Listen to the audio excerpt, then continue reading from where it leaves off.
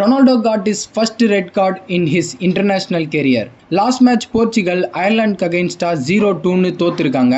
61st மினிட்ல Ronaldo பண்ண ஃபவுல்னால அவருக்கு ஃபர்ஸ்ட் yellow கார்டு கொடுக்கப்படுது. நெக்ஸ்ட் ரிவ்யூ மூலமா அது ரெட் கார்டா மாற்றப்படுது. இந்த மேட்ச் போர்ச்சுகல் வின் பண்ணியிருந்தா வேர்ல்ட் கப்புக்கு குவாலிஃபை ஆயிருப்பாங்க. பட் இப்பயும் ஒன்றும் பிரச்சனை இல்லை. நெக்ஸ்ட் மேட்ச் அர்மேனியா கூட வின் பண்ணால் ஈஸியாக குவாலிஃபை ஆகிடுவாங்க. பட் சேட் பார்ட் என்னன்னா ரொனால்டோ இந்த மேட்சை ப்ளே பண்ண மாட்டார்.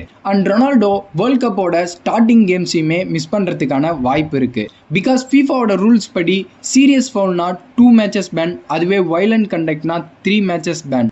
அசால்ட்டிங் இன்க்ளூடிங் எல்போவிங்க்கு அட்லீஸ்ட் 3 மேட்சஸ் இல்லைனா செர்டைன் பீரியட் ஆஃப் டைமுக்கு பேன் பண்ணுவாங்க. ஸோ ரொனால்டோ எத்தனை மேட்ச் பேன் ஆவார்னு ஃபீஃபாவோட டிசிப்ளினரி கமிட்டி தான் சொல்லுவாங்க. ரொனால்டோ வேர்ல்ட் கப்போட ஸ்டார்டிங் கேம்ஸை மிஸ் பண்ணாமல் இருக்க 2 வழி தான் இருக்குது. ஒன்று, போர்ச்சுகல் குவாலிஃபையிங் பிளே ஆஃப்ஸை ப்ளே பண்ணணும், இல்லைனா டிசிப்ளினரி கமிட்டி எந்த ஒரு சீரியஸ் ஃபவுலும் இல்லைன்னு சொல்லணும். என்ன நடக்குதுன்னு பார்ப்போம்.